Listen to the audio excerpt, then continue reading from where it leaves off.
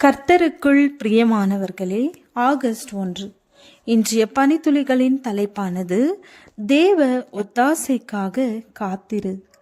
வசனம் சங்கீதம் 121 அதிகாரம் வசனம் 1-2. எனக்கு ஒத்தாசை வரும் பர்வதங்களுக்கு நேராக என் கண்களை ஏறெடுக்கிறேன். வானத்தையும் பூமியையும் உண்டாக்கின கர்த்தரிடத்திலிருந்து எனக்கு ஒத்தாசை வரும். கப்பலில் பிரயாணம் பண்ணி கொண்டிருந்த ஒருவர் சொன்ன கதை இது.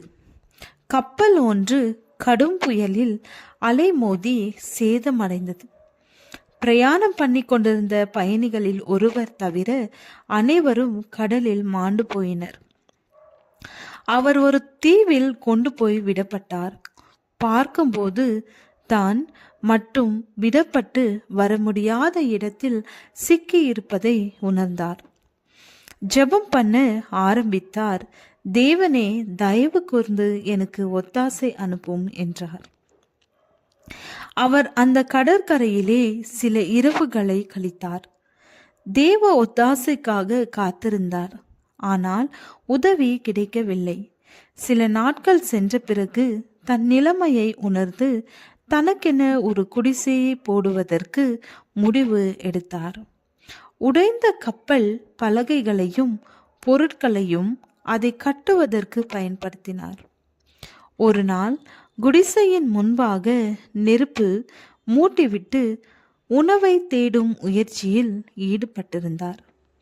அவர் திரும்பி வந்து பார்க்கும்போது அவருடைய அந்த சிறிய குடிசையும் எரிந்து கொண்டிருந்தது.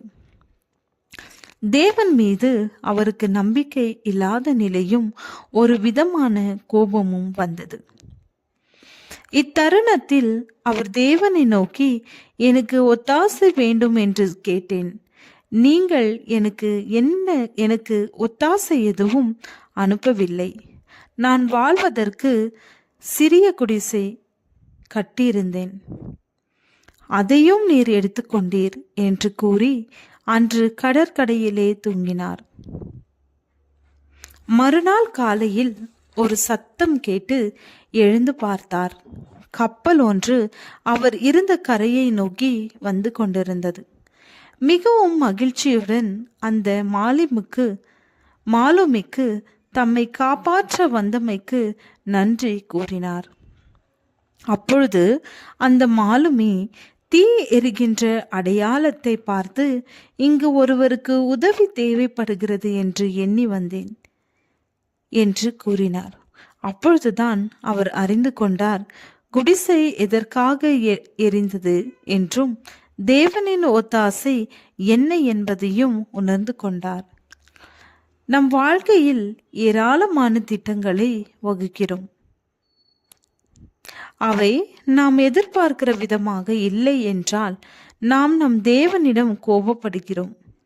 நாம் விசுவாசம் அற்றவர்களாகவும் பொறுமை இல்லாதவர்களாகவும் காணப்படுகிறோம். அதன் பிறகு மிக லகுவாக நினைப்பூட்டப்படுகிறோம்.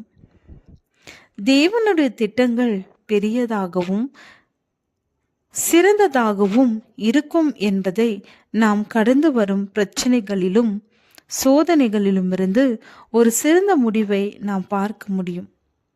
நமக்கு அப்படிப்பட்ட காரியம் பேசாமல் தேவ திட்டம் ஒன்றே நிறைவேற காத்திருக்க வேண்டும். அவரின் ஒத்தாசை சமீபத்தில்தான் உள்ளது என்று விசுவாசிப்போம். ஜெபம்.